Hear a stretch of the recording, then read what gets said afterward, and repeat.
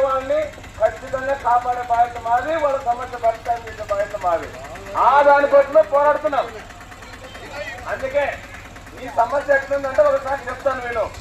నువ్వు ఎప్పుడో చిన్నప్పుడు నీ పెన్ లైన్ టైంలోనే నీళ్లు మనకి పైప్ లైన్ వచ్చింటాడు ఇక్కడ 30 ఏళ్ళ కానీ ఈరోజు మనం పాదయాత్ర చేస్తున్నాం. మేము ఎందుకు ఇంత ఆవేదన చేస్తున్నామంటే మన దేశానికి స్వాతంత్రం వచ్చి 80 ఏళ్ళు అయింది. మనం 3 పూట్ల తిండి పెట్టమని అడగడం లేదు ప్రభుత్వాన్ని.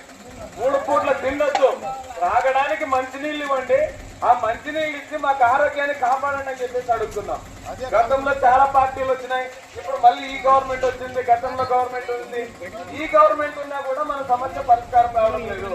అందుకోసమే నవలకల్ స్కీమ్ నుంచి మనకు పాదయాత్ర, ఈ నవలకల్ స్కీమ్ నుంచి మేము ఎందుకు చేస్తున్నాం అంటే పాదయాత్ర బసర్కోట వరకు 2వ పైప్ లైన్ వేయండి.